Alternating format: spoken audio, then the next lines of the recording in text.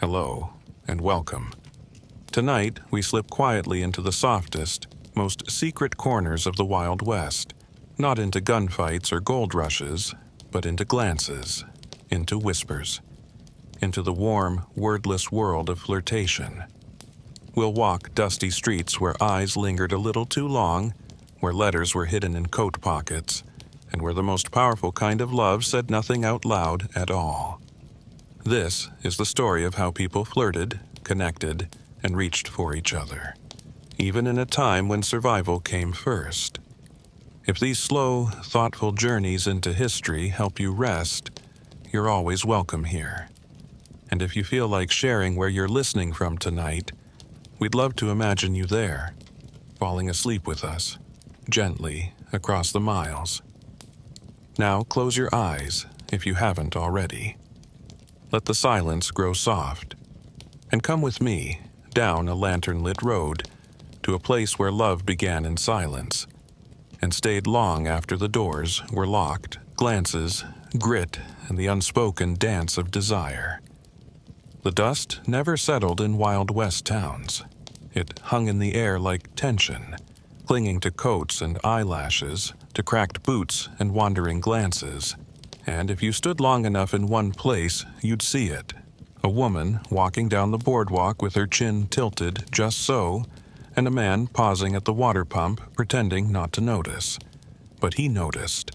Because in a place where everything was harsh, the land, the law, the whiskey, flirting had to be subtle and dangerous. What if I told you that a woman lifting her skirt just 1 inch above her boot was more provocative than a naked poster? What if I said that a single glance could be mistaken for a promise or a threat? In the Wild West, there were no pickup lines. There were codes, unspoken ones, etched into posture, into silences, into the way a man tipped his hat, not too fast, not too slow. Because in those days, a look wasn't just a look, it was a risk. And love didn't bloom softly. It crept through gunpowder and grief. Saloon girls were the most obvious players in the flirting game, but they didn't always flirt for romance. Most of the time, it was survival. They smiled with their eyes, not their mouths, because the mouth could betray too much. A touch on the shoulder wasn't an invitation. It was a tactic. To keep a customer drinking. To distract him from the man behind him, checking his coat for weapons. And yet, now and then, something real flickered in those dim rooms. A ranch hand passing through town who dared to ask a girl her real name. A girl who laughed for real just once, before remembering who was watching. Flirting, in the West, was as much about who was in the room as who you wanted. Because everyone watched. And talk traveled faster than bullets.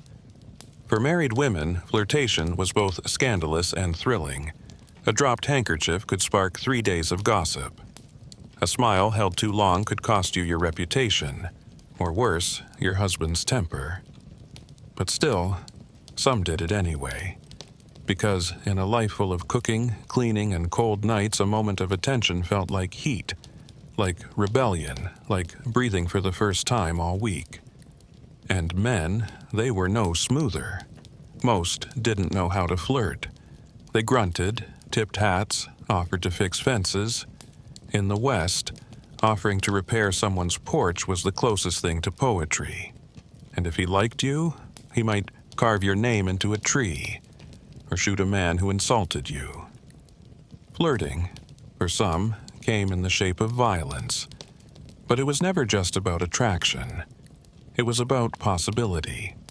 The small flickering hope that in a world full of hard men and harder women, someone might see you. Really see you. But what happened when someone stepped too far? When a glance became a grab, or a smile was read as consent? We'll step into the sharp-edged reality of boundaries in the Wild West, and how flirting, when misread, turned deadly in the blink of an eye. When flirting turned dangerous, the sharp line between interest and insult. There was no rule book, no courtship manual tucked into a schoolgirl's drawer. In the Wild West, flirting lived on a knife's edge, a dance where one wrong move could turn charm into challenge, a wink into war. Because in towns where men outnumbered women 10 to 1, the cost of misreading a glance could be lethal, and often was. What if I told you that touching a woman's hand without her permission could earn you a bullet through the ribs? Not from her, but from her brother, or the man who wanted to be. In a world where manners were loose but egos were loaded, what passed for flirtation in one town might pass for insult in another. And the line between affection and aggression was paper thin. There was no such thing as casual flirtation. A smile could be seen as a promise. A drink, bought for the wrong woman, could provoke a duel.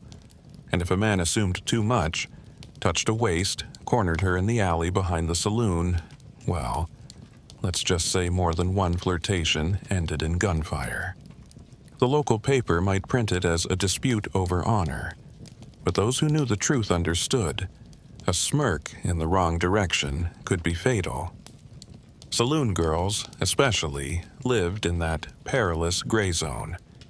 Their job was to flirt, to lure men into drinking more, spending more, staying longer. But the moment a man assumed that flirtation meant anything beyond performance, the danger began. She smiled at me, was often whispered in courtrooms by men who didn't survive the trial, or who made sure the girl didn't survive theirs. Some saloons had bouncers not to break up fights, but to protect the women from overzealous suitors. One girl in Dodge City was famous for keeping a knife sewn into her garter. Another wore a derringer hidden in her corset. A third disappeared for 3 days after rejecting a customer, and when she returned, she had 3 new scars and a 1,000-yard stare. She never smiled again. Even outside the saloon, the rules were blurry and bloody. A schoolteacher might receive a flower from a farmer one day and find him waiting outside her window the next. If she rejected him, he might write her off as cruel, or worse, ungrateful. Because in the Wild West, some men saw women not as people, but as prizes, to be won, possessed, or punished. And yet, despite the risk, flirting continued. Because hope didn't die, even in hard places. Women still risked eye contact. Men still offered compliments with shaking hands. The stakes were high, but so was the hunger for connection. A world so starved for softness made any gesture feel electric. But if you didn't know the code, if you pressed too hard, asked too fast, smiled too long, you might not get a second chance. What made things worse was that everyone watched. In small towns, a single misstep became legend. A man who flirted too boldly might find his name tied to gossip and rumors. A woman who danced with more than one partner was labeled, judged harshly, whispered about in the pews on Sunday. But it wasn't just about reputation, it was about survival. One wrong word could put a target on your back. And more than once, a man had to leave town with his hat pulled low and his horse saddled before dawn, just to avoid the fury of a jealous rival or an embarrassed husband. And yet, some learned to walk that line with grace. The best flirts were the ones who could make someone feel seen without making them feel owed. A lingering look, a compliment, whispered just loud enough to be heard. And then nothing more. Because the best flirting in the Wild West wasn't physical, it was restrained. But for those who knew the game, there were places to play it safely. Little rituals, secret languages, stolen spaces. We'll pull back the curtain on the secret signals of Wild West romance. The fans, the gloves, the dance floor glances that said everything without saying a word. Fans, gloves, and glances. The secret language of Wild West flirting. Words were dangerous. Too forward, and you risked scandal. Too quiet, and you missed your chance. So, the clever learned to flirt without ever speaking, to send messages through the smallest movements, a language of lace and leather, of folding fans and tilted hats, of dance steps and dinner glances. Because in the Wild West, flirting wasn't loud, it was coded. What if I told you that a woman dropping her glove wasn't clumsy? It was intentional, a signal, an invitation, a test. If a man picked it up and handed it back without saying a word, he was polite. If he smiled while doing it, he might be interested. If he held it just a second too long, he was letting her know he'd noticed, and that he was waiting for her to notice him back. Folding fans were more than decoration. They were an entire language. Closed and held in the right hand meant, "Follow me." Held to the lips, "Kiss me if you dare." Fanned quickly, "I'm impatient." Slowly, "I'm watching you." A woman might use the fan to hide her expression from the crowd, but never from the one man she wanted to see it. And he'd watch carefully, pretending not to. Because in the West, pretending was part of the game. Dances were the only public space where flirtation was allowed, expected even. And so the rules were strict. One dance meant courtesy. Two might raise an eyebrow. A third, that meant something. But it wasn't the dance itself, it was how they danced. How close the fingertips came. How long they stayed in each other's gaze before spinning apart. Some couples spoke entire paragraphs with just their eyes, never once touching. And if a man touched a woman's bare hand, not gloved, not accidental, that was a thunderclap. Skin to skin meant something, something bold, maybe even permanent. Some women wore gloves all year round just to keep the line clear. To remove one was to say, "I trust you," or "I'm ready to be seen." But the greatest currency in Western flirtation was time. A woman allowing a man to walk her home, even halfway, was a quiet yes. A man offering her a seat during a dusty afternoon might not speak, but he'd tip his hat just so, eyes meeting hers only for a second. That was the invitation. She'd respond, or not, with the tilt of her chin, a glance toward the ground, a pause before sitting. Whole romances were built on pauses.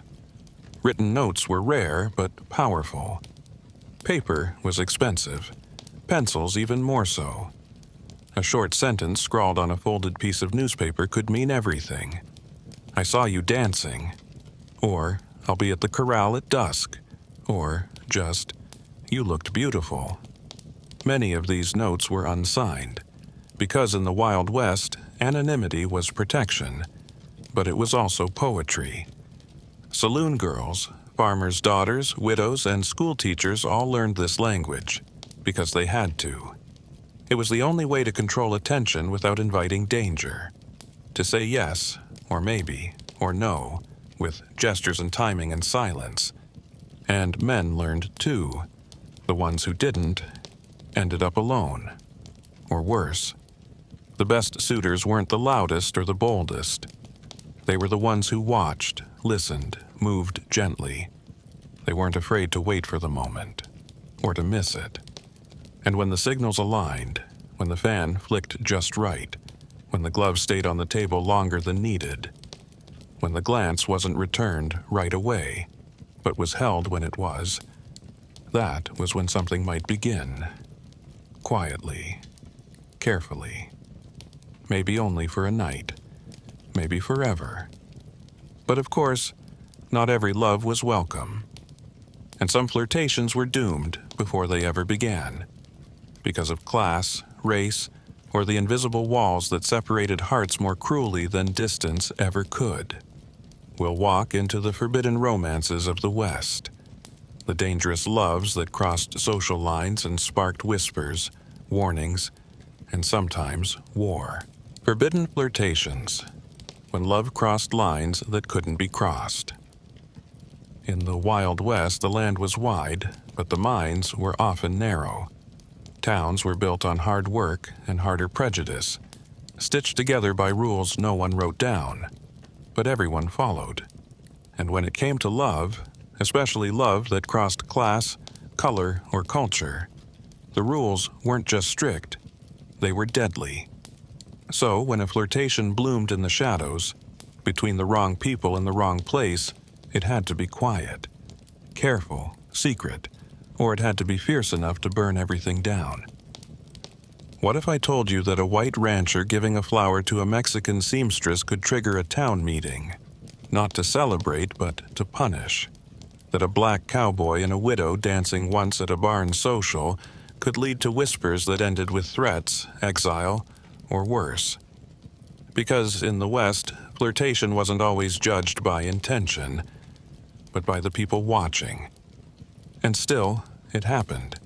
Again and again. In glances across church aisles and letters hidden in firewood deliveries and whispered conversations behind barns or beneath staircases. Because desire didn't care about borders or last names or the color of someone's skin. And where the world drew lines, the heart often stepped right over. One saloon girl in New Mexico was known for never letting a customer touch her. But she once walked 3 miles barefoot after closing, just to sit with a man who delivered grain by wagon. He couldn't read, and she couldn't leave, but they taught each other. Slowly. Carefully. He carved her name into a fence post. She traced it with her finger every week until he vanished. Some say he left town to protect her. Others say he didn't leave willingly. A Comanche woman working as a translator for a government post fell in love with a cavalry scout. They met between shifts, talking in fragments of 2 languages neither fully spoke. When word got out, the scout was reassigned. She disappeared. But carved into a beam in the scout's old cabin were 2 words in shaky English: wait forever. In towns where everyone knew everyone, forbidden flirtations had to be disguised as accidents. A drink left on a certain step. A scarf dropped outside the wrong door. A tune played on the piano at the wrong time of day. And yet, even in disguise, the risk was enormous. Because love wasn't just judged, it was punished. Some families watched their daughters like prisoners. Some brothers carried rifles just for watching. And still, some hearts didn't listen. 2 men in Montana were said to have dueled over a young Cherokee woman. 1 man survived. She left the next day and was never seen again. The surviving man never married. He kept her hair ribbon in his coat pocket until the day he died. Race wasn't the only line. Class was just as brutal. A saloon girl and a banker's son shared dances behind closed curtains. He gave her a silver ring. When his father found out, she was sent to a sanitarium for delusions of upward intention. She returned a year later, quiet, dull-eyed, never speaking his name again. The banker's son married a woman from Philadelphia. His ring finger bore a scar he couldn't explain. Because in the West, some flirtations were called sins, some were called madness, some were buried under silence, dirt, and time, and yet, people flirted anyway. Because even in a harsh world, people want to be seen, want to be wanted, want to hope.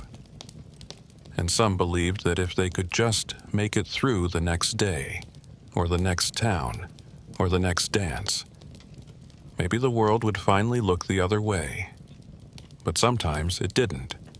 Sometimes the world looked straight at them and roared. Still, there were places where these dangerous romances could breathe, behind curtains, inside diaries, in the protection of night. We'll explore the hidden spaces of intimacy in the Wild West, the secret notes, coded poems, and midnight visits that kept forbidden love alive in a world that refused to accept it. Hidden spaces, midnight whispers, the secret language of love in the shadows. They couldn't say it out loud, not in the daylight, not on the streets, not in the church pews, not in front of watchful eyes that turned affection into scandal and longing into ammunition. But love in the Wild West, especially the kind that wasn't allowed, didn't die. It just went underground. And there, in the silence, it grew strange and beautiful. In secret corners of saloons, behind the curtains of stagecoaches, Beneath blankets of stars on lonely hillsides, love found a way to whisper when the world told it to shut up. What if I told you that an entire affair could happen between two people who never once touched hands in public? That poems, scratched into the back of tin cups and passed between hands like contraband, held more passion than anything shouted from a porch or read in a church wedding? That a glance held too long in the middle of a dusty street was more daring than a kiss in the dark? The Wild West was a world of unrelenting exposure. Small towns, big rumors, and no place to hide. A place where one look could be a scandal, and one misstep could be your last. So the brave, and the careful, and the desperate learned how to build little shelters in plain sight. Not with wood and nails, but with time, rhythm, and signals known only to two. A handkerchief placed just so on a fence post. A matchbook left on a table with initials carved into the corner. The spaces between the spoken words became doorways. Letters were dangerous. They could be intercepted, read, used as evidence, but people still wrote them. Some buried them under floorboards. Some sewed them into the linings of coats. Others passed them through third parties, bartenders, stable boys, quiet neighbors who owed favors. They didn't always say much. A line of poetry, a single sentence, a drawing. But each word was soaked in courage. Because writing a love letter in the Wild West wasn't just romantic, it was a risk. One woman in Nevada was known for baking small loaves of bread and giving them to the young men who worked for her husband. But hidden inside, she'd tuck thin scraps of parchment, sealed in wax. Messages to the farmhand she wasn't supposed to love. She baked him letters for nearly 2 years before they were caught. Her husband disappeared. The farmhand went west. She stayed alone. But she never stopped baking bread. Poetry became a kind of escape route. Often clumsy, often crude, but always brave. Men who'd never written a word of verse in their lives would try to find a way to say, "I see you," without saying too much. One man sent a weekly line to a widow he admired, each carved into the handle of a different tool. She kept them in a box. After he died in a mine collapse, she read them every Sunday. Rooms above saloons, often rented by the hour, weren't just for lust. They were also for love, for stolen conversations, for the kind of quiet that couldn't exist anywhere else. A place where you didn't have to pretend, where no one else's rules mattered for a little while. Some women rented rooms just to sit in them, alone, wearing the scent of a man who had passed through hours before. That was enough. That was more than most got. And sometimes it wasn't about words at all. Sometimes it was about presence, about being nearby, even without speaking. Two people sitting on the same bench in silence. A man tipping his hat every morning at the same time, walking past the same gate. A woman watering her flowers just a little longer when she saw him coming. It was a kind of ritual, repeated, unnoticed by the world, but everything to the two who were watching. Dance halls became coded spaces, too. The music gave cover for everything that couldn't be said. A small gesture could mean, "I missed you." A slow turn might say, "Wait for me tonight." A refusal to dance with anyone else? That was thunder, and yet no one could accuse them. Not openly, because the notes weren't written down. They were played in the body. And of course, the stars helped. Out on the prairie, away from town, away from fences and eyes and names, two people could become anonymous, could become new, could become free. Many a courtship began not in a church or on a porch, but out in the fields, by firelight under the moon, where the rules of men seemed to vanish into the wide, forgiving sky. But even in these secret spaces, the risk never disappeared. A found letter could become a scandal. A shadow seen slipping out of a room could become a rumor. And in towns where reputation was everything, the price of a hidden love was often exile, or worse, silence. But still, people loved. They flirted through codes, through patience, through poetry scratched into the bottoms of boots and initials carved into fence rails. Because the human heart doesn't care how dusty the town is, or how hard the winters are, or how sharp the stairs might be. The heart only asks to be heard. Even if it has to whisper, even if the whisper is the only part that survives. And sometimes, those whispers led to something more. Not just longing, but marriage. Not just sparks, but full-blown devotion. We'll explore what happened when Wild West flirtations blossomed into full courtship, and how love, once found, had to fight to survive in a world that gave nothing freely, not even peace. Courting through chaos. How Wild West. Flirtations became fierce, lasting love. Flirtation was a dance of glances, a code of gestures. But courtship in the Wild West? That was a trial by fire. If flirting was the spark, then courtship was the storm, full of dust, doubt, and the threat of being torn apart by everything from gossip to gunfire. Because in a land where nothing came easy, love wasn't gentle. It was fought for, carved out of the bones of survival. What if I told you that courtship could last for months, or start and end in a week, depending on the danger? That a man might ride 50 miles just to bring a girl a pair of gloves, only to be chased off by her father? That a woman might wait for a man through 2 winters, only to hear he'd married someone else in another town, and then kept waiting anyway? The early stages of love in the West were filled with quiet rituals. A man would offer to walk a woman home, not just for safety, but as a statement. If she accepted, it meant he could try again the next day. If she said no, he wouldn't ask twice, not if he valued his pride or his teeth. Because the townsfolk noticed everything, and love, once spotted, was never just between 2 people. It became community property. Small gifts mattered more than grand ones. A ribbon, a polished stone, a letter carved into a comb, a piece of hard candy wrapped in paper, a jar of pickled peaches in the dead of winter. And flowers? Flowers were gold. Not because they were expensive, but because they were rare. A man picking a wild bloom from a hillside and delivering it still fresh. That was poetry. That was effort.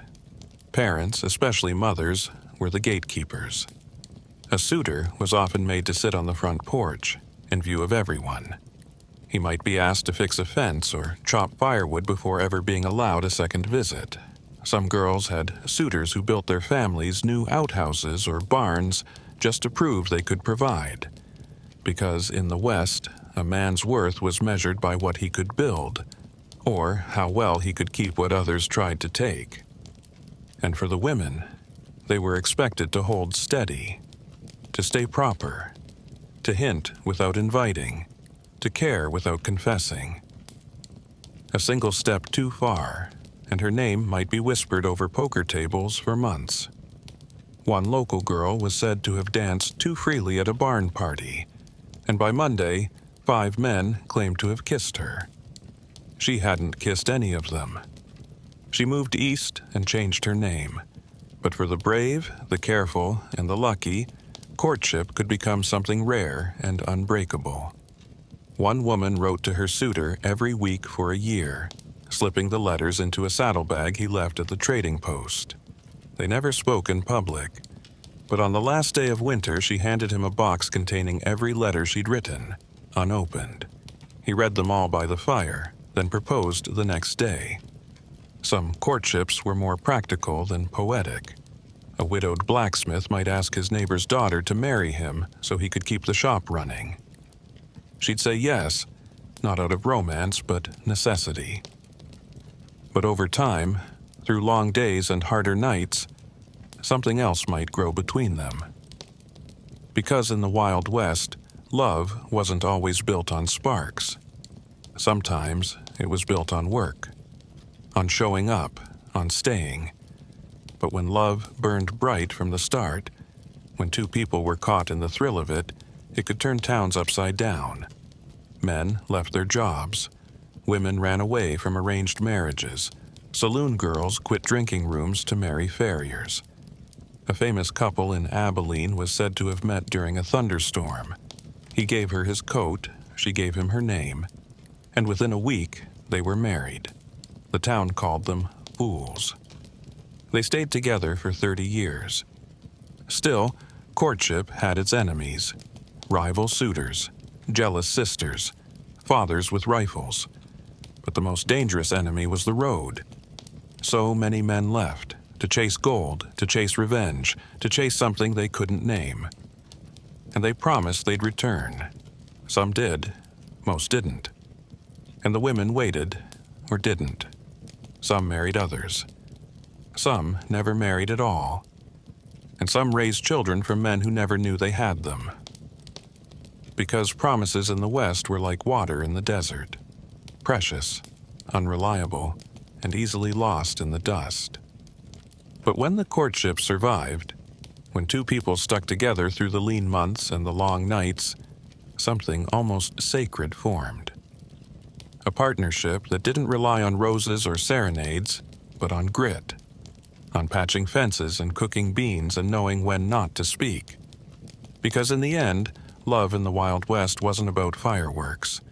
It was about survival and sharing the fire. Some couples made it official in churches, others under trees. Some wrote their vows on scrap paper. Some never said a word, just moved into the same cabin and got to work. And the town nodded, quietly approving. And still, even married, they kept flirting. A touch on the arm, a knowing look across the dinner table, a shared joke about the preacher's hat. Because in a world so rough, tenderness was armor. And love, once found, had to be tended like a fire, not with grand gestures, but with small ones. But courtship didn't end the moment vows were spoken. Sometimes that's when the real story began, especially when secrets were involved. Past lovers, hidden children, unexpected returns. We'll uncover the surprising drama of post-courtship life, the marriages that weren't what they seemed, and the ghosts that came knocking long after the flirting stopped. Ghosts in the cabin, secrets, scandals, and the love that lingered. Marriage in the Wild West was supposed to be the end of the story. The closing line: a man and a woman, bound together by law or prayer or convenience, standing side by side against the wind and wolves and whatever tomorrow might bring. But what if I told you that for many couples, the real story began only after the vows were spoken, that the past wasn't left at the altar? It rode alongside them, quiet at first, then loud enough to shake the rafters. Because even in the harshest frontier cabins, love had a way of bringing out secrets. The Wild West was a land built on reinvention. A man could leave Tennessee with blood on his hands and show up in Kansas as a traitor. A woman could cross state lines with a new name and no one would ask questions, at least not out loud. But secrets don't like to stay buried, and marriage with its close quarters and long winters was the kind of pressure that made the truth leak out like sap from a wounded tree. What if the woman you married once worked as a saloon girl under a different name, and your neighbors knew it before you did? What if the man you pledged yourself to had a child in another town, a life he never mentioned, a ring he never took off until the day you said yes? Some secrets were small, hidden love letters, old photographs, names muttered in sleep. Others were big enough to split towns. A rancher's wife discovered that her husband had been an outlaw 10 years prior, part of a gang that once raided her own uncle's property. She stayed, but she stopped speaking his name. They lived together for another 20 years, in total silence, raising children who never once heard their parents say, "I love you." In the Wild West, a knock at the door could change everything. Sometimes it was a brother long presumed dead. Sometimes it was a lawman with a warrant. Sometimes it was a woman holding a child who looked a little too familiar, asking if her husband was home.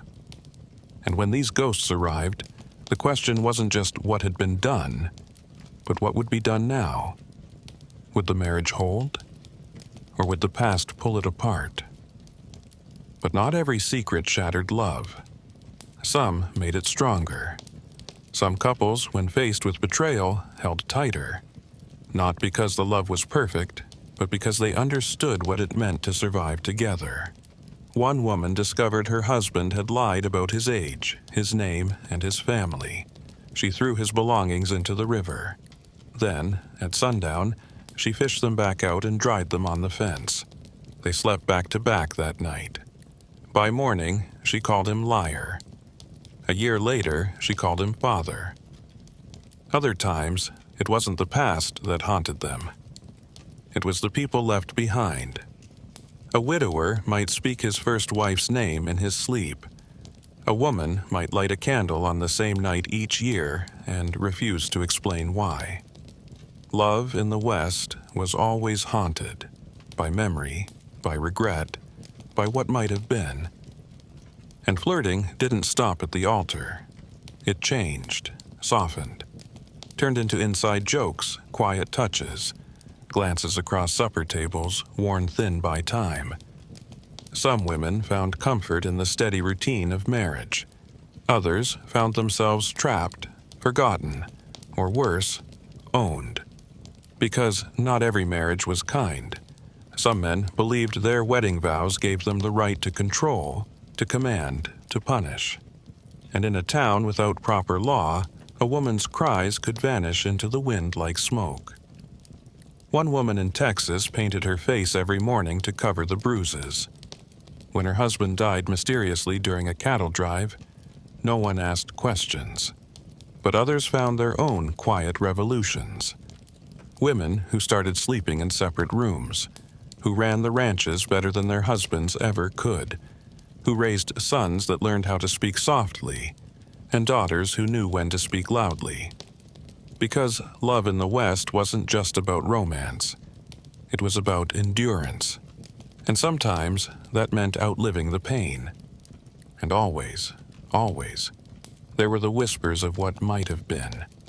The man you didn't marry, the girl you let ride away, the touch you remember even after 20 years of laundry and firewood and silence.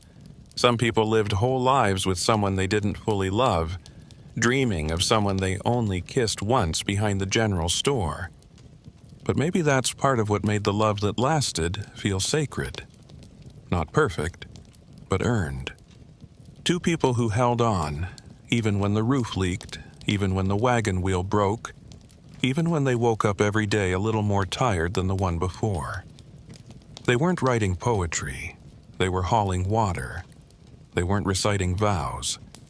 They were surviving the winter. And still, sometimes, at dusk, he'd touch her hand. She'd look up, and in that quiet moment the whole world softened. Because the truest love in the Wild West wasn't loud or flowery. It was built with calloused hands and stubborn hearts. And it flirted still, with every cup of coffee poured, every gate fixed, every blanket shared. But some hearts never settled. Some people never stopped flirting, never stopped looking over their shoulder, never stopped wondering what else was out there.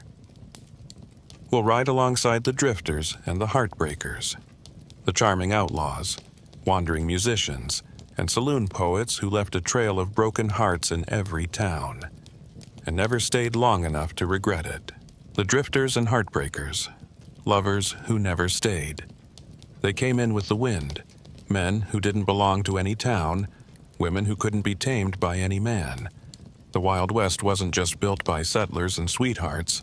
It was haunted by drifters, heartbreakers, and smooth-talking wanderers who lit sparks, then vanished before the flames could burn. These weren't the ones who built cabins and raised babies. They were the ones who played the piano too well, who whispered the right words at the wrong time, who kissed you under a red moon and rode off before morning. What if I told you that some of the most romantic people in the West never stayed long enough to be loved back? That they lived out of saddlebags and suitcases, slept in barns, and left behind perfume bottles and poems carved into tree bark? That they were both legend and warning? These were the flirtations no one forgot. The cowboy with the crooked smile who danced with every girl at the social but asked for no names. The woman with silver spurs who played poker better than most men and broke more hearts than she counted. The traveling fiddler who could make a widow blush and a preacher's daughter forget her prayers. They didn't ask for love, they collected it, then left it behind like a boot print in the dust. They lived fast and soft, not cruelly, but carelessly. They didn't mean to break hearts, they just didn't know how to hold them. One outlaw was known for writing goodbye notes in rhyming verse. He'd leave them tucked into the pockets of women's dresses. Some laughed, some cried. One threw hers in the fire, then married a banker the next spring. But when she died years later, the sheriff found a charred piece of paper tucked between the pages of her Bible. The last line read, "Don't wait up." Some were simply searching for home, for safety, for a feeling that never lasted. A saloon singer moved from town to town, telling each man he was the only one. She wasn't lying, not really. For one night, each one was, until she saw someone else smile, and it started all over again. Some called her a witch. Others called her lonely, but everyone remembered her, and the heartbreakers weren't always strangers. Sometimes they were born in the very towns they later left in pieces. The blacksmith's son who said he'd return after the war but never did. The school teacher who danced too long with too many men and left behind a dozen broken promises when she boarded the stagecoach. They were the what-ifs that echoed through Sunday services and sleepless nights. But for all their flaws, the drifters had a magic about them. A charm that made people forgive too easily, because they made you feel chosen, even if only for an hour, like you were the only candle burning in a world gone cold. And when they left, it wasn't always anger they left behind. Sometimes it was gratitude, a brief, burning memory that outshone the quiet years that followed. Not all drifters were romantic. Some were dangerous. Some used flirtation like a weapon, to distract, to deceive, to take. A gambler might charm his way into a woman's home, then vanish with her savings.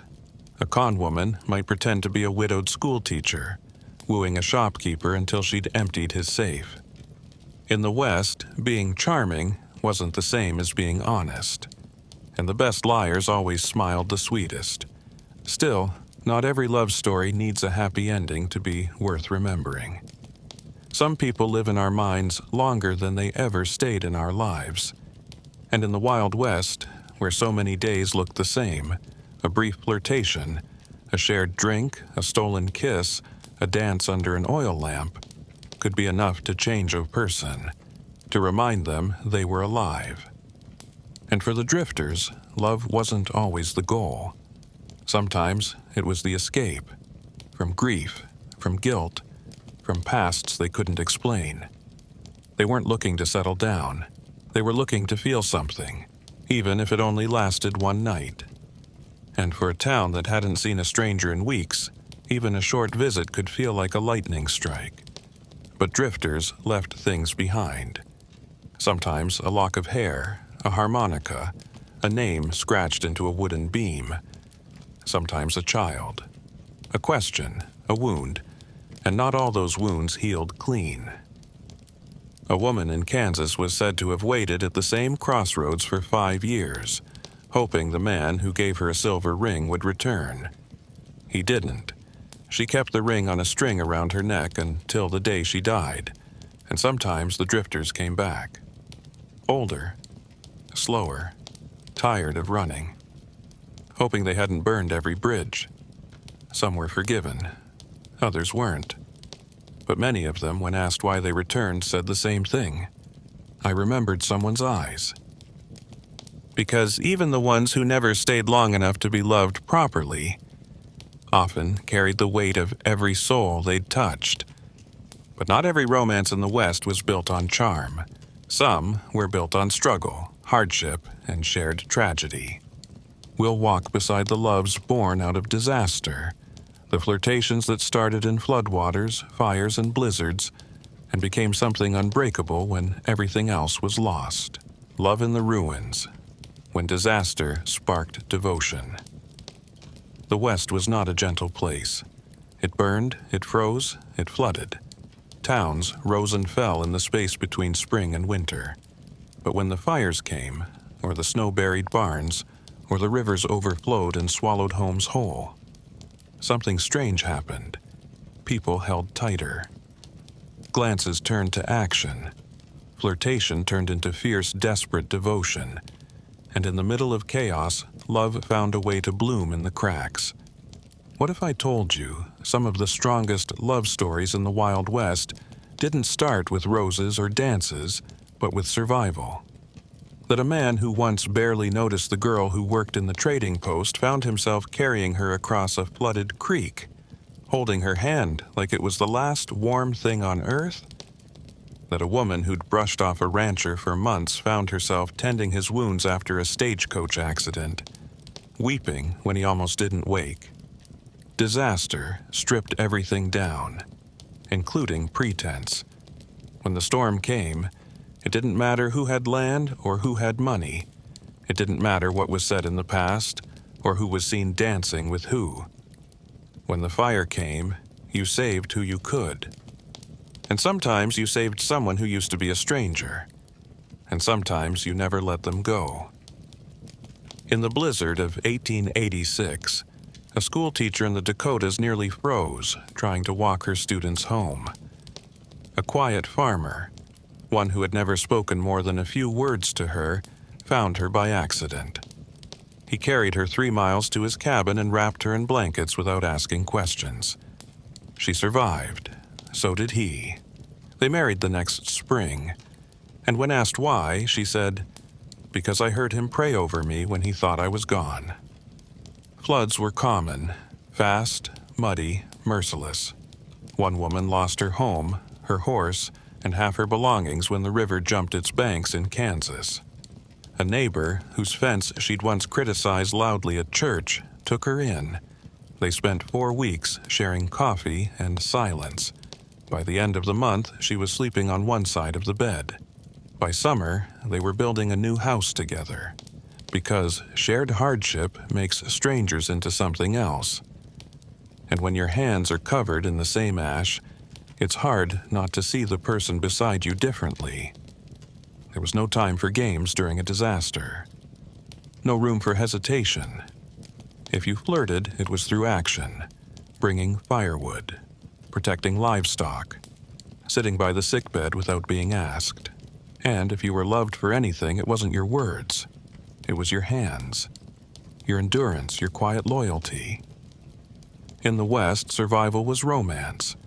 Fires did more than destroy buildings. They exposed truths.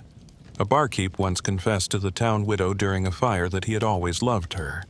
She laughed in his face, then kissed him while they poured water on burning hay. He died 2 years later. She never remarried, said she'd already been kissed by a man with smoke in his hair. Illness also had a way of revealing what flirtation had hidden. During outbreaks, typhoid, consumption, fever, the lines between lovers and friends blurred fast. Who stayed by your bed? Who cleaned your linens? Who brought soup and stayed too long by the door? A woman who nursed a neighbor's son through pneumonia ended up falling in love with his father. They said nothing until the boy was well. Then, everything changed. Grief, too, became a gateway. 2 people who had each lost someone, a sibling, a spouse, a child, might find themselves drawn together by the same silence, the same stare at the same spot on the same Sunday. They didn't need to speak. They just needed to sit near each other long enough to not feel alone. And from that closeness, a different kind of love could grow, slow, steady, and full of understanding. Because in a world where tomorrow wasn't guaranteed, love had to move fast, or wait patiently in the ashes. And even after disaster passed, the bond it created didn't vanish. People who'd weathered something together didn't always fall in love. But when they did, it stuck. One woman said she married the man who pulled her baby out of a burning house because he knew how to hold what mattered. Another man said he never believed in love until he saw a woman hauling buckets of water at midnight while crying, and never stopping. And sometimes disaster gave people permission. The fire burned away the old rules. The flood erased the past. And in the cleanup, two people could say, "Let's begin again." Because even in ruin, the heart remembers what made it beat faster. But once love had been tested and proven by fire and snow, the couples who survived still had to face something even more unpredictable: the judgment of others. We'll head back into the town square, the church steps, and the gossip-filled parlors to explore how public opinion shaped every private romance, and how lovers learned to hide, defend, or stand tall beneath the weight of watching eyes, under watchful eyes. How gossip, judgment, and community shaped every romance. In the Wild West, nothing was truly private. Not a whispered conversation behind the barn. Not a lingering touch near the pump. Not even love itself. Because every town had more eyes than lanterns, more tongues than trees, and more opinions than horses. And in a place where reputation could be broken with a whisper, even the most innocent flirtation could become tomorrow's scandal. What if I told you that love in the West wasn't just between two people? It was between them, the preacher, the neighbors, and anyone within earshot. That the moment you looked too long at someone else was already writing the story. That the second a man offered to walk a woman home, bets were being made at the bar about when the wedding would be. The West was raw, but its rules were rigid. And most of those rules weren't written. They were enforced by gossip, by stares, by silences in the general store. You could be shunned, mocked, or married off, all based on what someone thought they saw. Women bore the worst of it. A girl who danced twice with the same man was fast. A widow who laughed too freely was looking for trouble. A schoolteacher who let a man bring her flowers might find a resignation notice nailed to her door by morning. One woman in Arizona was seen speaking to a man outside his boarding house once. The next Sunday, she found herself excluded from church pews and community dinners, all because someone claimed they sensed something improper. Men weren't immune either. A bachelor over 30 was suspect. A man who flirted with two women in the same month could find himself challenged to a duel, or labeled as dishonorable by the town council. Some towns even had informal moral lists, where certain names were passed around as dangerous or unfit. And once your name landed on that list, it was almost impossible to shake off. The church was the epicenter of reputation. Preachers preached on virtue from pulpits while eyeing every pew. A woman who wore a new dress was accused of vanity. A man who skipped a few Sundays was rumored to be visiting the girls. But even the holiest among them gossiped, sometimes behind fans, sometimes in full view, their words sharpened like knives dipped in scripture. Yet, amid all this judgment, love didn't die. It adapted. It got quiet, clever, secretive. Lovers learned to speak in code, to meet in the margins. A note slipped into a hymnal. A flower tucked into a coat pocket. A stolen moment in the stables before sunrise. Because when the world was watching, love had to become invisible to survive. But some fought back. Some refused to care. A pair of newlyweds once rode down Main Street side by side, him in a black hat, her in red boots, both grinning like devils. Their wedding had been secret. Their kiss in front of the saloon was not. The town gasped, but no one stopped them. The courage of their affection silenced even the most bitter tongues, at least for a little while. Still, not everyone could afford defiance. Poor families needed reputation to secure trades, jobs, and protection. A bad rumor could cost a girl her livelihood, a man his business, and so many played by the rules. They waited, hid their feelings, married who they were told to. And some carried love quietly in their chest, unspoken until they were old and gray and no longer feared being seen. Children watched all of it, and they learned early that affection was not always safe. That love came with consequences. Some learned how to flirt without being caught. Others learned how to hide everything, even from themselves. One girl said she stopped writing her name next to a boy's in her school book after her mother slapped her for doing it once. She never wrote anyone's name there again. And yet, the gossip didn't always get it right. Sometimes love bloomed where no one expected. A spinster and a sheriff, a widower and a laundress, a banker's daughter and a stagecoach driver, and when those couples stood firm, refusing to bend under the weight of judgment, something incredible happened. The town adjusted. Slowly, grudgingly, but it did, because public opinion in the Wild West was as quick to forget as it was to condemn, and a scandal one month could be a love story the next, if it endured long enough. Some couples outlived the whispers. Others ran from them, eloping in the dead of night, starting over in a town where no one knew their names. And some simply stayed, staring back at every judge in the square with heads held high, daring the world to say something louder than their love. Because in the end, love in the West wasn't about avoiding judgment.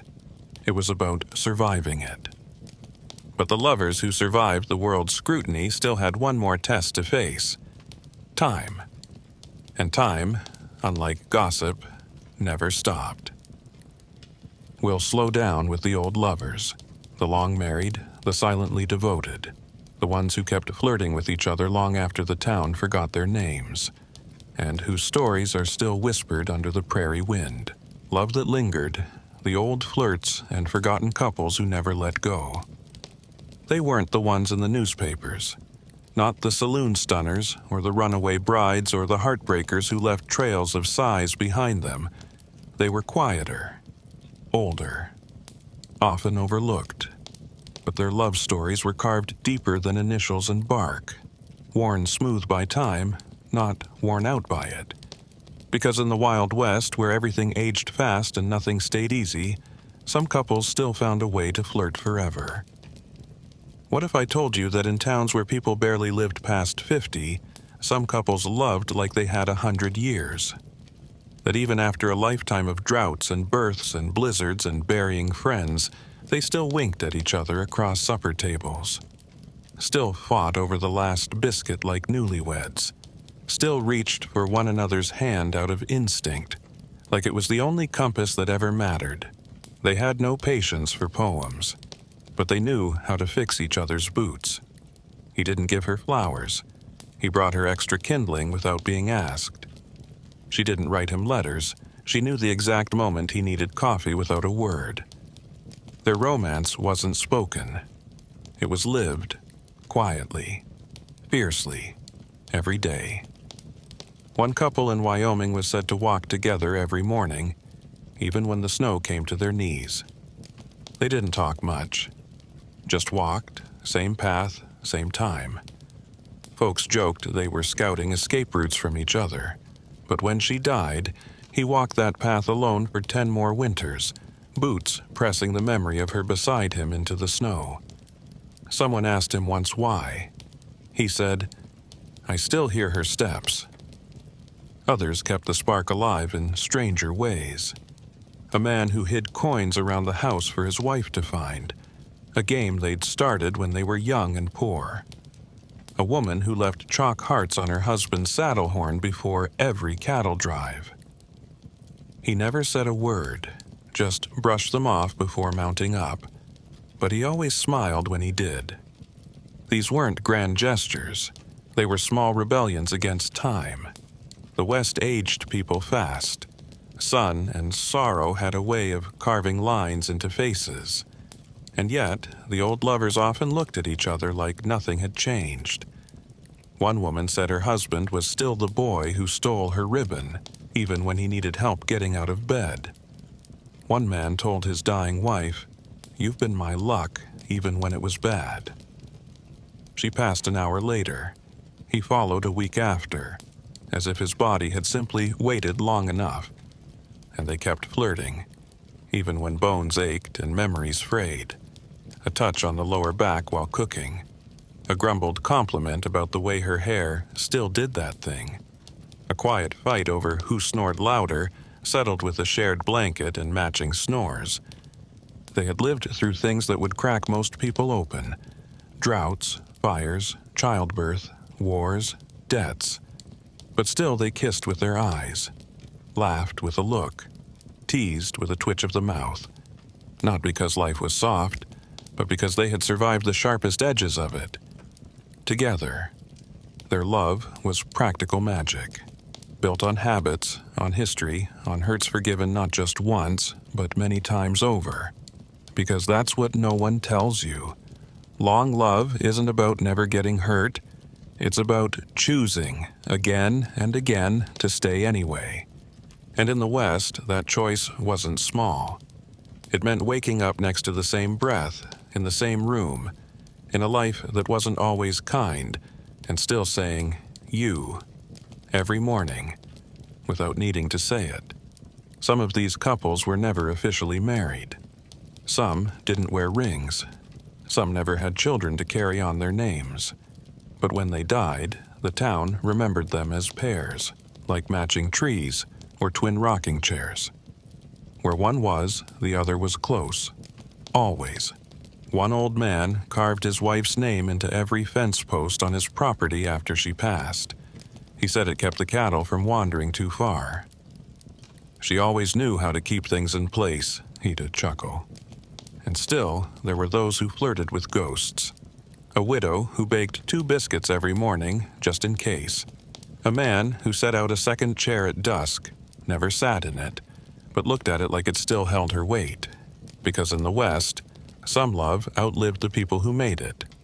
Not loudly, not with tears or poetry, but with presence, with habit, with memory worn into the floorboards and fingerprints pressed into the edges of things. And the town, the same town that once gossiped and judged and whispered, grew quiet around these couples, paid respect.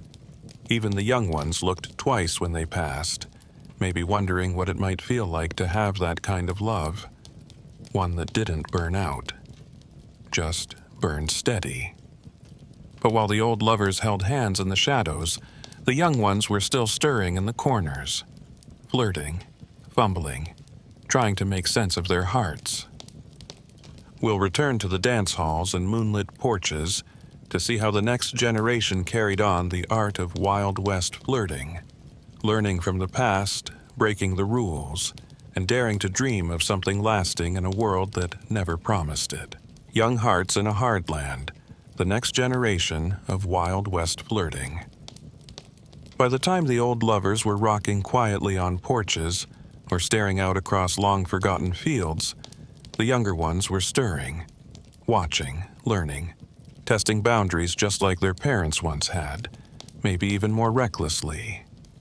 Because the world was changing, slowly, and the next generation of Wild West lovers didn't just inherit the dust and the debt, they inherited the fire. And with it, they rewrote the rules of courtship, flirtation, and desire. What if I told you that a 16-year-old girl in 1892 could be more daring with her eyes than a saloon girl was with her smile? That young people in dusty towns and scattered farms invented whole new ways to love, bold and careful all at once, while the rest of the town tried to pretend they weren't paying attention. These kids grew up watching what love cost. They saw the tired eyes of their parents, the stiff hands holding coffee mugs instead of each other. They heard the whispered arguments through thin cabin walls. They noticed when the neighbor's wife stopped coming to church. And they decided, some of them, to do it differently. The dances were still the battlegrounds. The thrill didn't change. The stakes got higher. A single spin across the floor could lead to months of speculation. And unlike their parents, the younger generation didn't always care what people thought. They danced with who they wanted, kissed behind sheds, passed notes and hymnals, and dared each other to make the first move. One boy in Nebraska carved a girl's name into a fence rail in town, just above the sheriff's initials. Bold as daylight. Her father whipped him for it, but she kept tracing the letters every time she passed. They married 5 years later, against her family's wishes, and raised 7 children who all inherited the same wild streak. Young girls found new ways to speak without speaking, braiding a ribbon into their hair that matched a boy's necktie, singing his favorite hymn just a little louder, sitting at the edge of the town well for no reason at all, except she knew he walked by every morning. Flirtation became a strategy, a puzzle, a language passed between the boldest and the most quietly clever. And boys learned to show their hearts with action, fixing a loose shutter on a girl's house before she woke, leaving a coin for candy on her windowsill, carrying her pail from the well without a word. The best flirts weren't loud. They were consistent, present, gentle when it counted. But this new generation also learned how to take risks their elders never dared. They snuck out windows, shared blankets at night, wrote their names together in the wet sand beside the river. Because while the world around them kept warning about reputations and sin and God's judgment, their hearts thumped with rebellion, with hope, with hunger. One young woman was caught climbing down from her teacher's attic window just before dawn. He lost his job. She lost her inheritance. They left town together the next week. 20 years later, they returned with 4 children and a wagon full of books. She opened a schoolhouse of her own. Sometimes love didn't ask permission. It just left and built something better. The younger lovers didn't flirt the same way as the old ones, because the world around them wasn't the same. Railroads brought more people. Telegraphs brought faster news and more gossip. Some towns were growing into cities, and in cities, people watched less and wandered more. Young people had more freedom, more danger, and more dreams. And love, in this new frontier, became just a little bit louder. Some girls wore brighter dresses, daring to be seen. Some boys started bringing flowers just because they could, and when people stared, they stared back. Not every time, but enough to make the town feel the shift. Enough to remind everyone that love, like land, needed to be claimed or lost. But even with all this boldness, some things didn't change. A long look still meant everything. A small gift still mattered. A letter still carried weight. And the fear of heartbreak, of choosing wrong or being left behind, was still as sharp as a new knife. And so, they kept dancing, kept risking, kept asking themselves, will this one stay? Because that was the oldest question of all. Not, do they love me, or are they true? But simply, will they stay? Some did, others didn't. But all of them left stories behind, carved into fences, buried in diaries, whispered by grandparents who remembered how it felt to fall in love before the world caught up. And now, all these stories, the bold ones, the soft ones, the reckless and the ruined, live together like dust in the wind, drifting through saloons and schoolhouses and cemeteries. We'll open the door to the saloon one last time and explore what flirtation meant in its final, flickering days, when the Wild West itself began to vanish. but the heat of old glances never quite cooled. The last dance. Flirting as the Wild West faded into memory. The West didn't end with a bang. It faded quietly, like the last ember of a campfire. The saloons didn't slam shut all at once. The gunmen didn't vanish overnight. The dusty streets still echoed with boots and laughter for a while, even as the railroads brought polished shoes and city manners. But for those who lived through the final breath of the Wild West, one thing lingered longer than gunsmoke or cattle drives: the way people flirted, long after the world changed around them. What if I told you that even in the last days of the frontier, love still leaned in close, whispered low, and dared to dance in the open? That while the new world arrived with telegrams and stiff collars, some hearts held onto the slow, smoky rhythm of old flirtations, stubborn as prairie grass, soft as a worn hand. The saloons were still there, but they were changing. No longer just rough watering holes for outlaws and drifters, they became places where shop clerks and schoolmarms might share a drink, where phonographs replaced pianos, and where young couples, too refined to admit what they were doing, found corners to speak with their eyes. And the old-timers watched from the shadows, shaking their heads, but smiling. Because the fire hadn't gone out, it had just changed shape. A retired gunslinger once told a reporter that the last time he fell in love was when a widow offered him coffee without asking what he'd done in his past. He didn't kiss her that night, didn't even touch her hand, but they started meeting every week at the same corner table in the saloon. Just coffee, just silence, just eyes that knew more than they said. In these fading years, flirtation became more than desire. It became memory, reverence, echo, because for many, there was no one left who remembered their youth.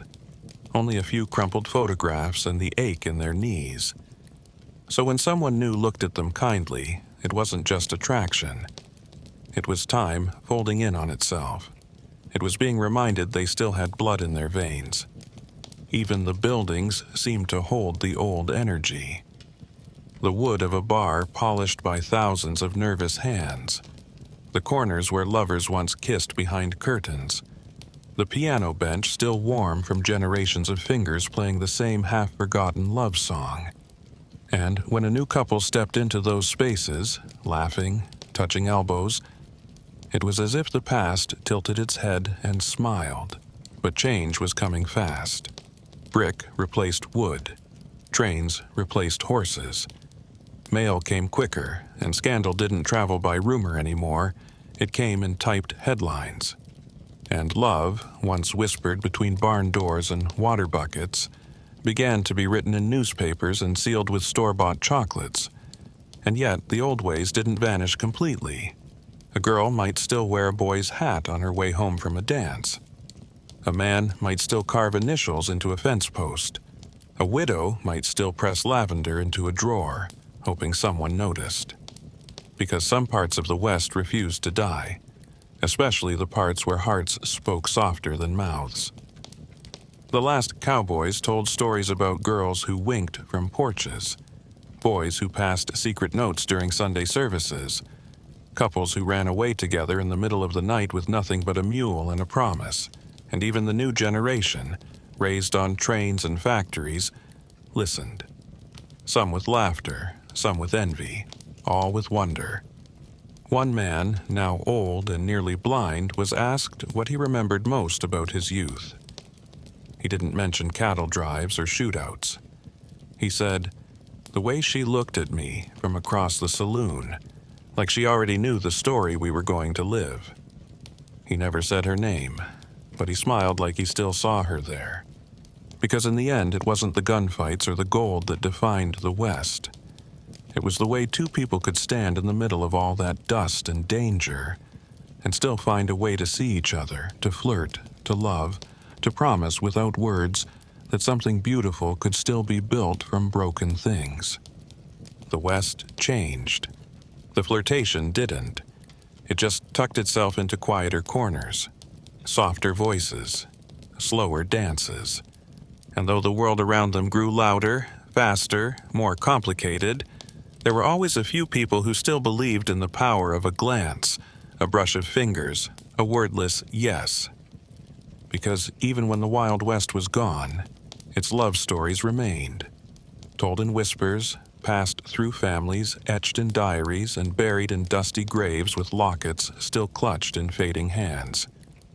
We'll close the saloon doors one last time and reflect on what all these stories of passion, rebellion, heartbreak, and devotion reveal about the timeless human need to be wanted, and the strange, unforgettable art of flirting in the wild. A locket in the dust. Why Wild West flirtation still matters today. The world has long since moved on.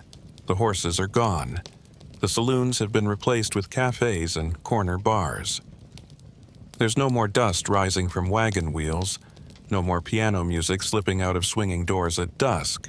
But somewhere out there, tucked inside an attic, behind a frame, or beneath the earth in a forgotten grave, there's still a locket, worn, tarnished, that holds a curl of hair, a photograph, or a pressed flower, and with it, a love story born from a single glance across a Wild West room. What if I told you that flirtation, that soft, electric pull between two souls, hasn't changed as much as you think?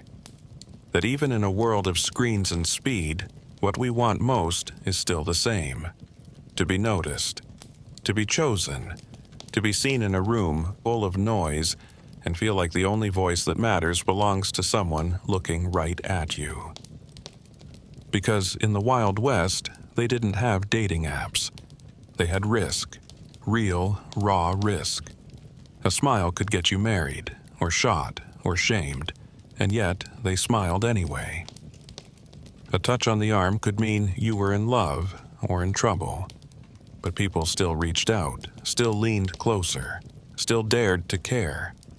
It wasn't just about romance, it was about bravery. Because to flirt, truly flirt, is to risk rejection, to admit, silently or aloud, I see you, do you see me? And in a world that was constantly trying to harden people, flirting was one of the few things that softened them. It reminded them they were alive, worthy, desired, human. We remember the outlaws and the gunfights, the gold rushes and the duels, but what lingers longer than any bullet is the way people loved each other when it wasn't safe, when the odds said to keep quiet, but the heart whispered louder, when the world was burning down and someone still left a note, a flower, a piece of their name hidden in the folds of a letter. And maybe that's the lesson we carry now, even if we don't realize it. Maybe when we flirt, awkwardly, nervously, sweetly, we're tapping into something older than electricity. A lineage of glances passed across smoky rooms. 1,000 voices, long gone, cheering us on from the past. Go on, they seem to say. Tell them you noticed, that they matter, that even for a moment the world felt quieter because of them. Because if a cowboy could carve a name into a tree just to feel closer to the girl who smiled at him once, maybe your text message isn't so small. If a saloon girl could wait by a lamp for a man who might never return, maybe your midnight hope still counts for something. And maybe the bravest thing we can do, in a world that forgets so quickly, is to flirt like those Wild West hearts did, with everything we have and no promise it'll be returned. So, when you look at someone a second too long, when you linger in a doorway, when you fold your hands and wonder if they noticed, know this: you're not alone. You're standing beside 1,000 stories, 1,000 souls who dared to say yes, or at least dared to try. And somewhere, that old piano still plays in the back of your mind. The saloon doors swing open. The air smells of whiskey and dust. And across the room, someone sees you, really sees you. The West may be gone, but the way we long for each other, awkwardly, sweetly, bravely, that never left. And in that way, maybe we're all still flirting under the same wide sky. Just hoping, somewhere in the distance, someone flirts back. The ones who waited. Unrequited love on the frontier. Not every love story was returned. Not every glance caught fire. Not every touch led to a dance. Some of the most powerful love stories in the Wild West were never told out loud, because they lived in silence, in secret, in waiting, in the slow ache of wanting someone who never wanted you back. What if I told you that whole lives were shaped around people who never even noticed? That a farmhand worked the same stretch of fence every day, just because it gave him a view of the banker's daughter at the window? That a preacher's son collected poetry not for his sermons, but because the girl who sang in the choir once said she liked rhymes? That men and women married others, raised families, and lived into old age, all while quietly carrying someone else's name in the back of their hearts. They called it foolishness, but it wasn't. It was loyalty, quiet, invisible loyalty. In a world of hard choices and limited time, many didn't dare to speak their feelings. Sometimes it was class. A rancher's daughter couldn't be with a stable boy, not if her family had any say. Sometimes it was race. A native boy who loved a settler girl would only bring danger to her door. Sometimes it was timing. He was already married. She was already promised. But none of that stopped the feeling. It just stopped the future. So they waited and watched and loved from a distance. A store clerk in Utah once confessed, decades later, on her deathbed, that she had been in love with the town physician for 52 years. He never knew. She baked him pies for his birthday, smiled politely when he married someone else, and even helped deliver one of his grandchildren. And all the while, she kept a journal he never saw, filled with things she wished she'd said. Some waited for promises that were never meant to be kept. A boy kissed a girl behind the chapel before heading west for gold. She waited 7 years. When she finally received a letter, it wasn't from him. It was from a stranger who'd found his satchel and thought she should know he had her name written on the inside of his hat. Others stayed in the same town, quietly orbiting the person they loved, helping without being asked, listening closely when no one else did, laughing at their jokes just a little louder than necessary. And though their love was never returned, it was never wasted, because love, real love, doesn't need applause to matter. Some of the most haunting stories from the West weren't about death or betrayal. They were about the ones who stood in the background of someone else's life, smiling, always smiling. Because even if the love wasn't mutual, the feeling was real. And sometimes that was enough. They didn't write poetry about them. They didn't make the songs. But these quiet lovers, the ones who waited and watched and stayed, they built something sacred in the space between hearts. A kind of strength, a kind of sorrow, a kind of beauty that doesn't vanish, even when history forgets their names. And while some carried their secret forever, others finally let it go. Left the town, buried the ribbon, burned the letter, started again. But even in the forgetting, there was tenderness, a soft kind of goodbye. Because even a one-sided love, when held gently, becomes something worth keeping. But for every heart that waited, there were others that wandered, not in longing, but in freedom. We'll meet the flirtatious free spirits of the West, the women who never married, the men who lived alone by choice, and the souls who loved wildly but never tied themselves down to anyone or any place. The wild ones, love without chains, and the joy of being untamed. They didn't wear rings. They didn't belong to anyone. They walked into town with the wind at their back and left when it suited them. These were the wild hearts, the women and men who flirted freely, loved deeply, but never stayed tethered. In a land that tried to tame everything, they stayed untamed. And their flirtation wasn't a promise. It was a spark, brief and bright, meant to warm you, not consume you. What if I told you that some of the happiest people in the West never said "I do"? That they lived full, daring lives not because they lacked love, but because they defined it differently. That some souls are built for lightning, not lanterns. And that their love was all the more real because it never begged to last forever. They were the women who rode horses better than most men, and laughed too loud in public.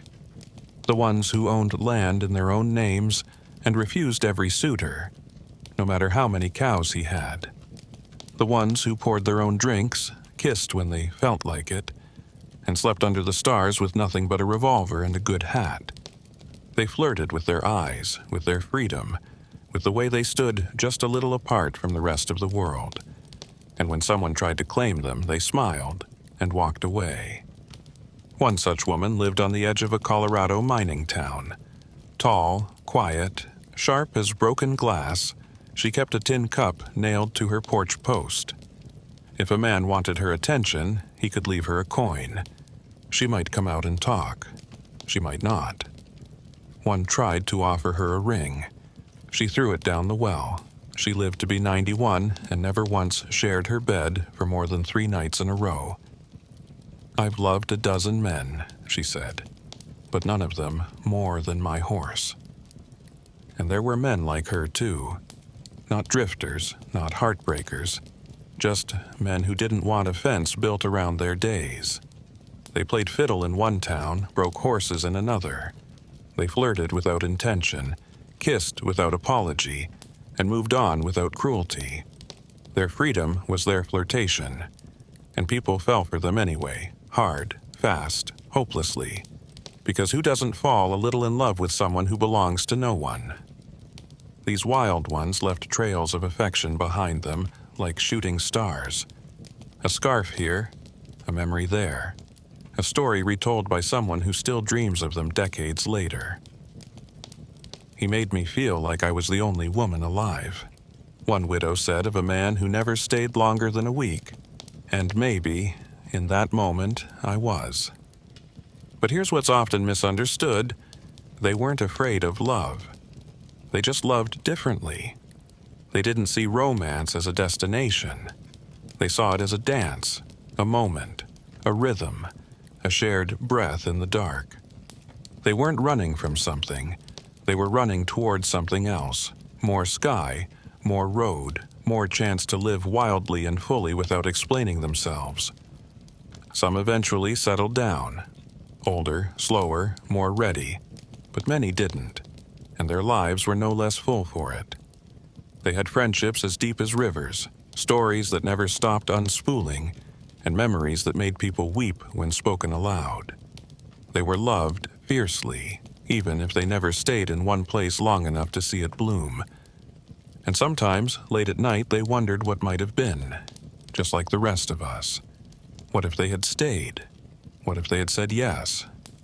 What if they had let someone in all the way? But more often than not, they smiled and kept riding, because the open road was their first love and their last. Because not every great love ends in marriage. Some loves are meant to be free, and some souls are meant to touch others. Not to stay, but to remind them what longing feels like. But even the wildest hearts once in a while stumbled into something unexpected, a connection too deep to ignore. We'll explore the rare moments when these free spirits met someone who didn't try to trap them, but rode beside them instead. And what happened when 2 untamed hearts fell into step without ever needing to say a word. When wild met wild. The love stories of untamed hearts who rode side by side. They say 2 wild horses can't run together for long. That eventually one pulls ahead or the other refuses to follow. But every so often in the windswept corners of the Wild West, in the shadow of canyons or out on the open plains where the stars outnumbered regrets, 2 free spirits would cross paths, and instead of colliding, they'd ride in rhythm. Not because they had to, but because they wanted to. And that made all the difference. What if I told you that the rarest kind of love wasn't the one that burned hottest or lasted longest, but the one that didn't ask for change? That when two untamed souls found each other on the frontier, they didn't try to cage or mold or chain one another. They simply moved together, wild and unbroken. These were the love stories whispered about, never fully understood by the townsfolk, because they didn't end in weddings or matching gravestones. There were no family portraits, no shared land deeds, just two people whose lives kept intersecting, year after year, without ever needing to explain why. One such pair was known only by their trail names, Fox and Loretta. She was a former stagecoach driver who once fought off a bandit using only a lantern. He was a scout who wore his hair long and refused to carry a gun. They met in El Paso, shared a meal and a dance, then parted ways without a promise. A year later, they met again in Santa Fe, then Dodge City, then Tucson. Every time they crossed paths, it was as if no time had passed. They simply fell back into step. They never lived together, never sent letters, but whenever people asked, they'd smile and say, "We know where the other's headed." Their love wasn't about staying, it was about seeing, respecting, riding beside each other until the trail split, and trusting it would merge again someday. Because two wild hearts don't tame each other. They run beside each other knowing full well the other could veer off at any time. And still, they keep riding. And these kinds of relationships weren't always understood. Townsfolk called them foolish, unstable, improper. They whispered behind closed doors, said no good could come from lovers who didn't settle, didn't marry, didn't build a home with a picket fence and 2 rocking chairs. But they missed the point. These couples had homes. They just carried them inside each other. Their rocking chairs were campfires. Their fence was the horizon, and their promises weren't spoken in church, but in the way they always showed up, even after long, silent seasons. There was a woman in Montana named Cora who kept a tin box full of notes, all from the same man, all written over 20 years. He'd leave them at post offices in towns she might pass through, tucked under stones near trails only they knew. None of them said, "I love you." Most just said things like, "The sky's beautiful in Wyoming. Thought of you when the wind changed." But that was enough, because real intimacy isn't always loud. Sometimes it's a shared silence that says, "I see you exactly as you are." And for people who spent their lives misunderstood, that kind of love was gold. These were the ones who didn't ask each other to stay, and somehow stayed anyway. Who knew when to hold close and when to ride alone. Who forgave absence, honored space, and trusted in the return. Love like that isn't made for calendars, it's made for constellations. And sometimes they did grow old together, not because they stopped wandering, but because they eventually wandered in the same direction. They might end up in the same town, not out of necessity, but out of choice. Side by side, with their boots still muddy and their spirits still bright. One man, known only as Tully, died with his hand wrapped around a photograph, not of a wife or a child, but of a woman with wild hair and a crooked smile. She'd been seen with him off and on for decades, never lived with him, never wore a ring, but when he passed, he'd carved her name into his cabin door. Small, right under the window where the sunrise came in. Not all love needs a ceremony. Some loves just need space, air, trust, and time. And in the Wild West, where everything else moved fast and broke easily, the love between two wild souls, quiet, strong, and untamed, might just have been the rarest thing of all. But even those who never found a partner at all still experienced the strange ache of longing. we'll meet the loners of the frontier, the ones who never loved out loud, who kept their feelings folded in their pockets, and what their silent lives still tell us about the deep human need to feel connected, even when we pretend we don't. The quiet ones, loners, longing, and the love stories never told. You'd miss them if you weren't looking. The ones who stood on the edges of the barn dance, who came into town only when the shelves were bare, who fixed their own fences, brewed their own coffee, and answered questions with a nod instead of a sentence. They were the loners, and in the Wild West, they were everywhere.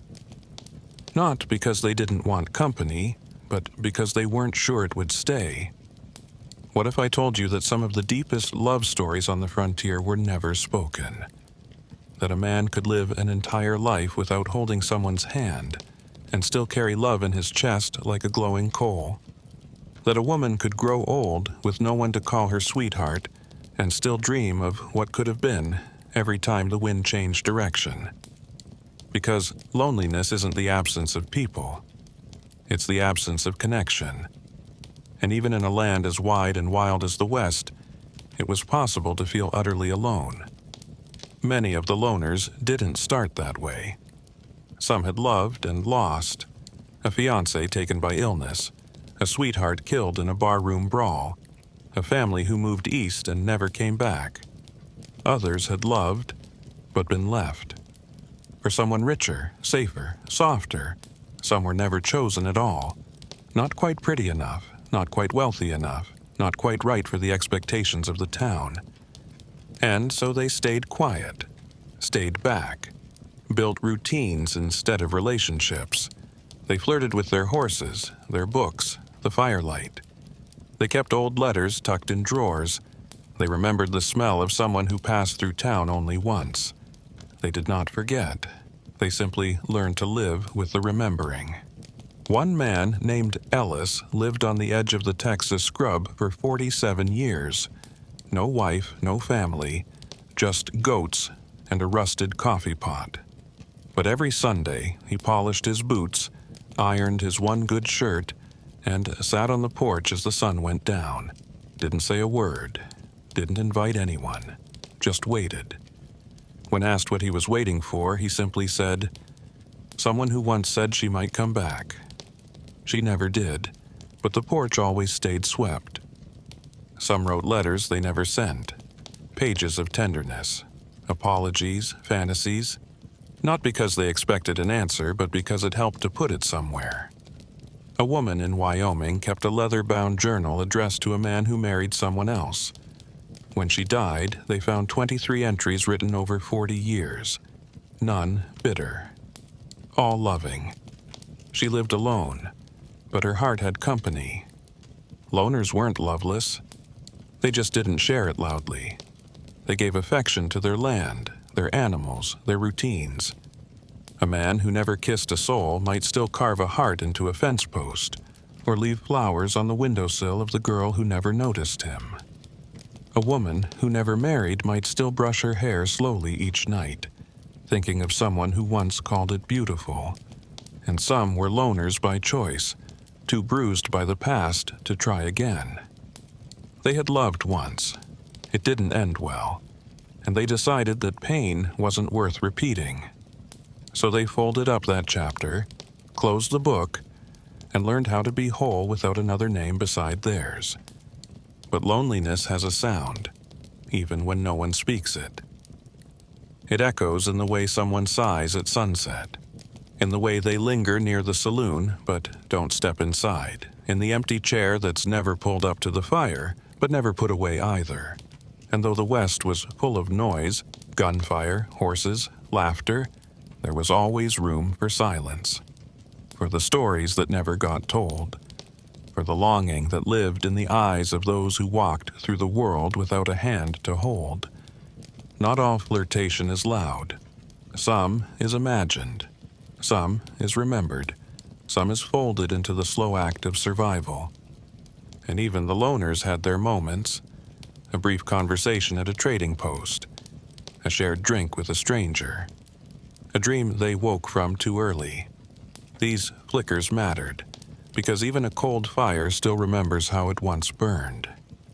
They may not have left children behind, or love letters, or wedding portraits, but they left stories, whispers, quiet legacies that still cling to the edges of old cabins and faded journals.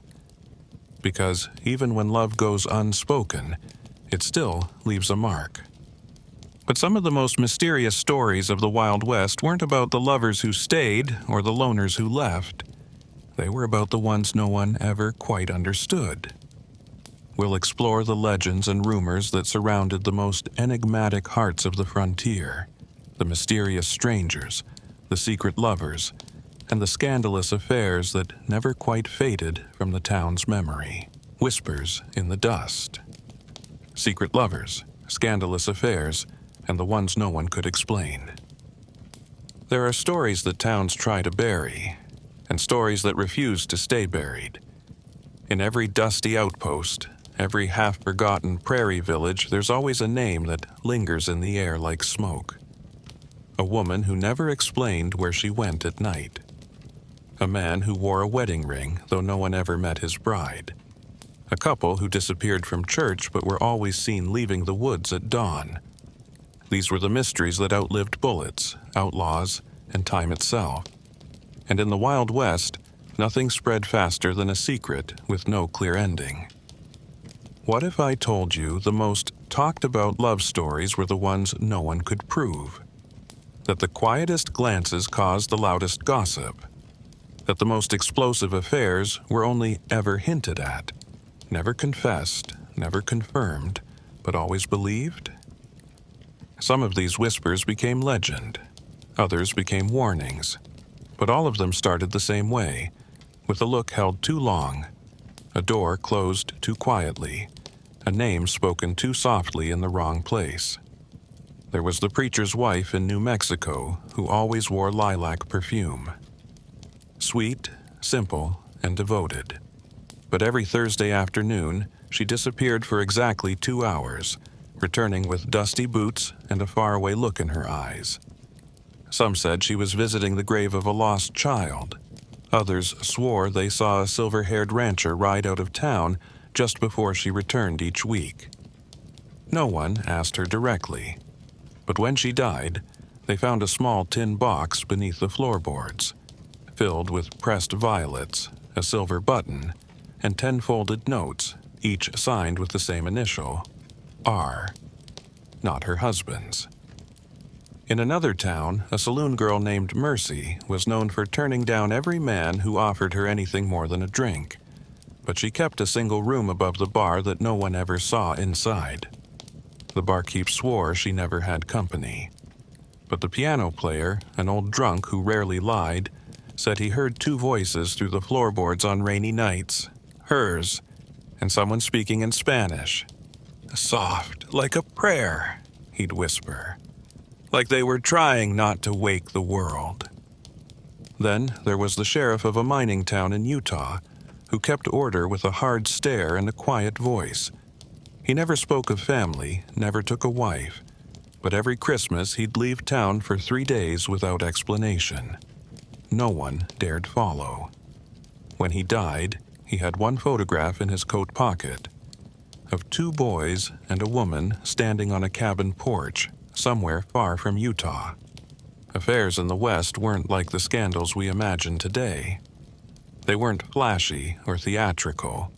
They were hidden, deep, buried under duty and dust and danger. Because getting caught wasn't just shameful, it could be deadly. A rancher's wife seen too often in town with the blacksmith might end up sent to her sisters and never return.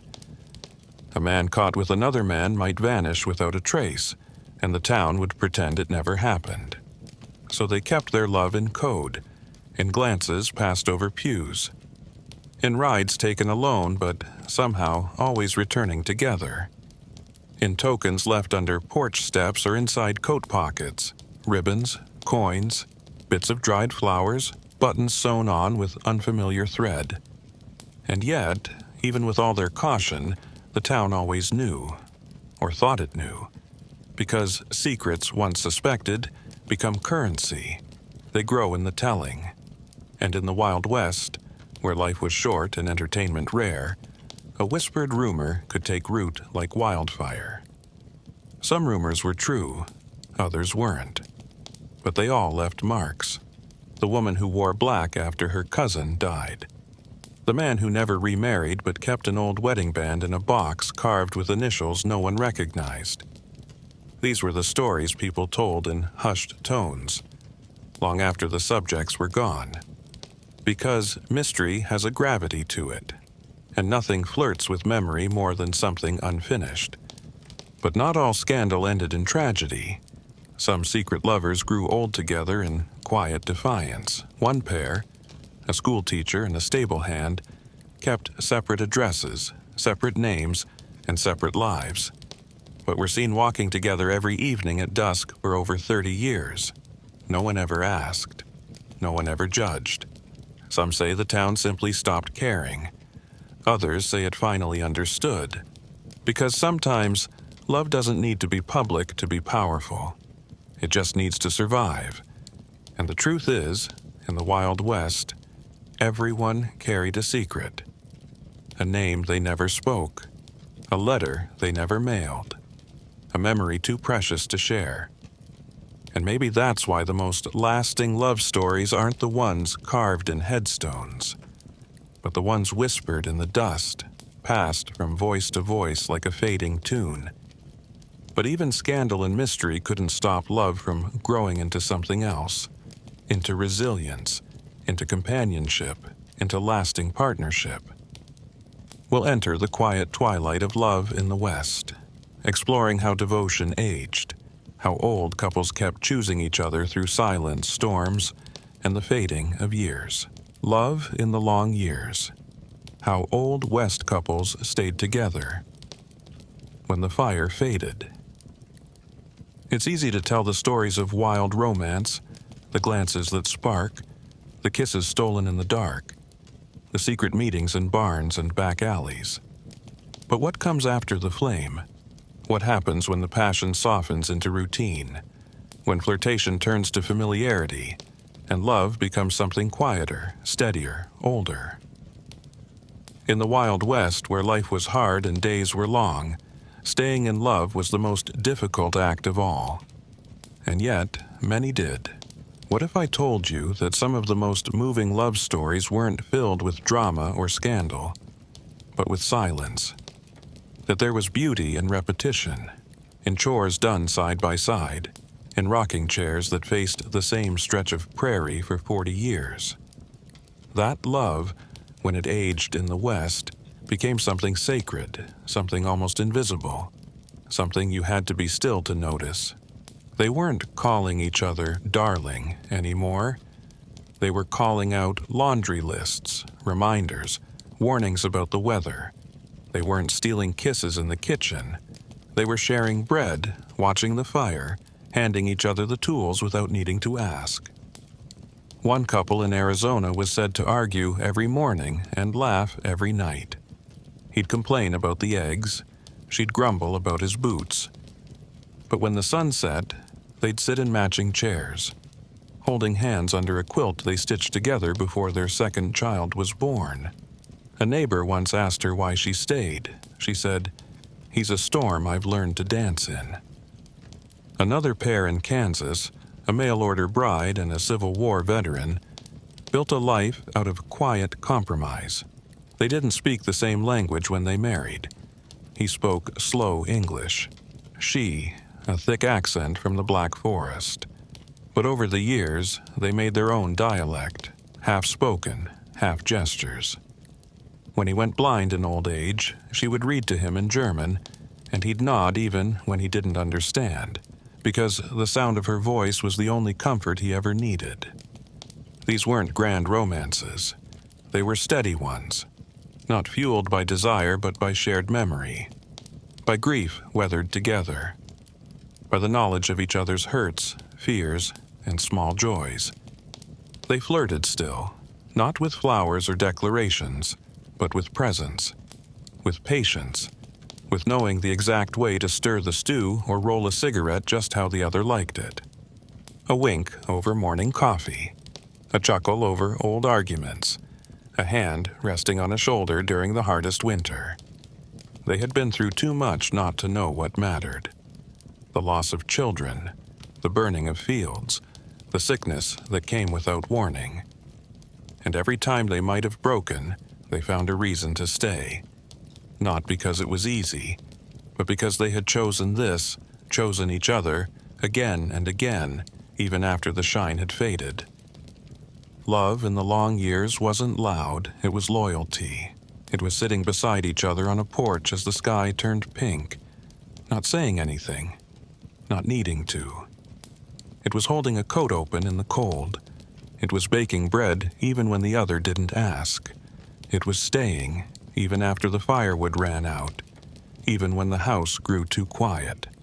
A woman in Montana once said that her husband never told her he loved her in words, but he always left the last piece of pie, and that was enough.